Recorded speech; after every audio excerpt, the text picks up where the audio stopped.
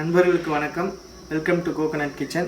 நம்ம இன்றைக்கி கிச்சனில் என்ன பண்ண போகிறோம்னா பருப்பரிசி சாதமும் உருளைக்கிழங்கு பண்ண போகிறோம். இது கோயம்புத்தூர் சைடு ரொம்ப ஃபேமஸ்ஸு.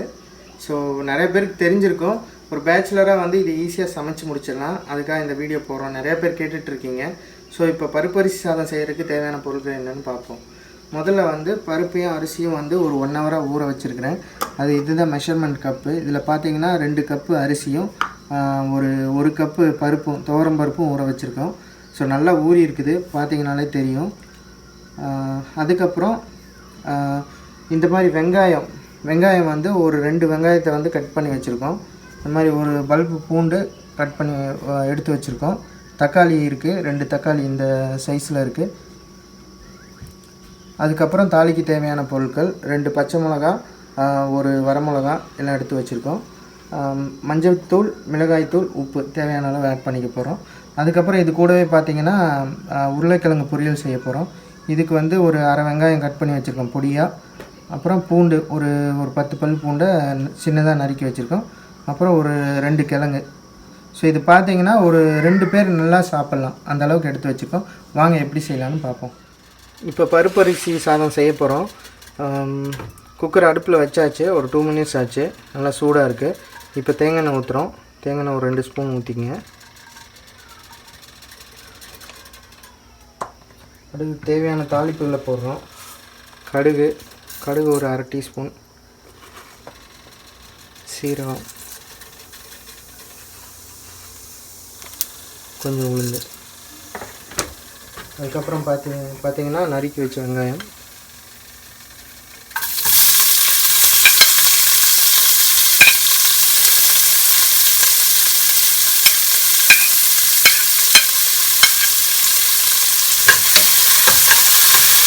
வெங்காயம் நல்லா வேகட்டும்.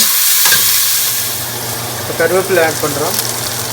2 பச்சை மிளகா, 1 வரமிளகா, அதுக்கப்புறம் பூண்டு எடுத்து வச்ச பூண்டு ஆட் பண்ணுறோம்.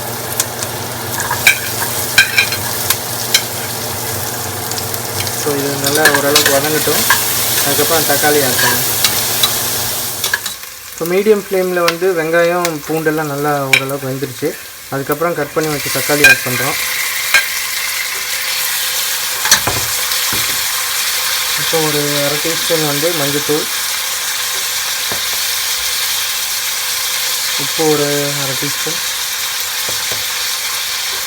மிளகாய்த்தூள் ஒரு டீஸ்பூன் ஆட் பண்ணுறோம். அதுக்கப்புறம் இது நல்லா வதக்கிடுவோம். ஒரு 2 மினிட்ஸ் நல்லா வேகட்டும். நல்லா வதங்கிருச்சு. இப்போ வந்து அரிசி பருப்பு ஆட் பண்ணுறோம். தண்ணி ஆல்ரெடி வேணுங்கிற தண்ணி ஆட் பண்ணி வச்சுருக்கேன். இது வாட்டர் பார்த்திங்கன்னா அரிசி இப்போ 1 கப் எடுத்துட்டிங்கன்னா 3 கப்பு தண்ணி ஆட் பண்ணிக்கணும். ஸோ இது ஒரு 10 மினிட்ஸ் நல்லா கொதித்து வரட்டும். அப்புறம் குக்கர் மூடியை போட்டு ஒரு 2 விசில் வர அளவுக்கு விட்டுட்டு எப்படி வந்திருக்குன்னு பார்ப்போம். இப்போ வச்சு ஒரு 2 மினிட்ஸ் ஆயிடுச்சு. நல்லா கொதிச்சு வருது. இப்போ வந்து நம்ம நறுக்கி வச்ச கொத்தமல்லி தழையை ஆட் பண்ணிக்கிறோம். கூடவே கொஞ்சம் பெருங்காயத்தூள் ஆட் பண்ணிக்கிறோம். இப்போ இதில் பார்த்திங்கன்னா உப்பு கொஞ்சம் வந்து தூக்கலாக இருக்கணும். ஸோ உப்பு காரம் கொஞ்சம் அதிகமாக இருந்ததுன்னா சாப்பாடோட பருப்போட வெந்து நல்லா வரும் டேஸ்ட்டாக. ஸோ அதை மட்டும் செக் பண்ணிக்கோங்க. இப்போ பருப்பு சாதம் விசில் வந்துருச்சு. இப்போ அந்த விசில் அடங்கிறதுக்குள்ளே நம்ம வந்து இந்த உருளைக்கிழங்கு பொரியலை செஞ்சுருவோம். தேங்காய் எண்ணெய் ஒரு 2 ஸ்பூன் விட்டுங்க. அதுக்கப்புறம் கடுகு, கொஞ்சம் சீரகம், உளுத்தம்பருப்பு ஒரு டீஸ்பூன்,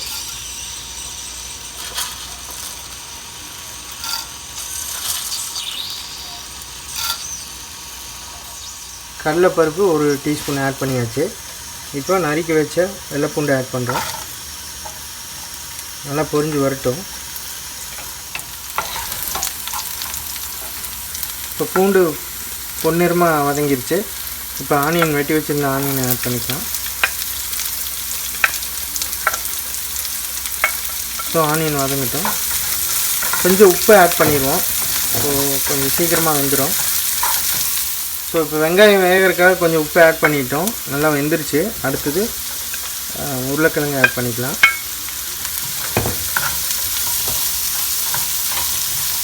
ஸோ இப்போ வந்து கொஞ்சம் மஞ்சத்தூள், ஒரு 1/4 டீஸ்பூன் மஞ்சத்தூள், 1/2 டீஸ்பூன் மிளகாய் தூள் ஆட் பண்ணிக்கணும். இது ஒரு 2 மினிட்ஸ் நல்லா வதங்கட்டும். இப்போ உருளைக்கிழங்கு ஒரு 2 மினிட்ஸ் நல்லா வெந்துடுச்சு. இப்போ கொஞ்சம் பெருங்காயத்தூள் ஆட் பண்ணிக்கிறோம். ஆட் பண்ணிவிட்டு கொஞ்சம் கார்னிஷ் பண்ணுறதுக்காக கொஞ்சம் கொத்தமல்லி தழையும் கருவேப்பிலையும் சேர்த்துக்கிறோம். அவ்வளோதான், இது ரெடி. இப்போ வாங்க டேஸ்ட் பண்ணிடுவோம். இப்போ விசில் அடங்கிருச்சு. ஆக்சுவலாக 2 விசில் வந்துருந்தது. விசில் அழகாக அடங்கிருச்சு. இப்போ பாருங்கள் எவ்வளோ அழகாக வந்துருக்குன்ட்டு. கலரி விடணும் நைஸாக. ஸோ இது கலரி வச்சு ஒரு 2 மினிட்ஸ் மூடி வச்சிங்கன்னா அழகாக சாப்பாடு ரெடி ஆகிடும். கோயம்புத்தூரில் அடிக்கடி பண்ணுவாங்க. பேச்சுலர் சமையலாக இருந்தாலும் ஈஸியாக பண்ணிக்கலாம். ஜஸ்ட்டு ஒரு 10 மினிட்ஸ் இருந்தால் போதும். அரிசி ஊற வைக்கிறதுக்கு மட்டும் ஒரு 1 ஹவர் தேவைப்படும். அதை மட்டும் பார்த்துங்க.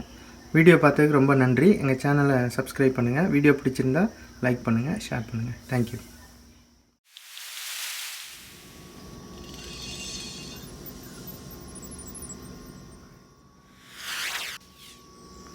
இவர் தான் ஆதித்யா.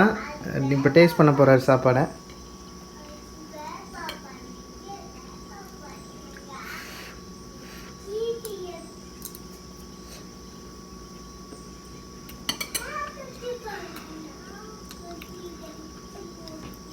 இது ரொம்ப டேஸ்டியாக இருக்கு. எங்கள் அப்பா செஞ்சாங்க. லைக் பண்ணுங்கள், சப்ஸ்கிரைப் பண்ணுங்கள், கமெண்ட்ஸ் பண்ணுங்கள். தேங்க்யூ.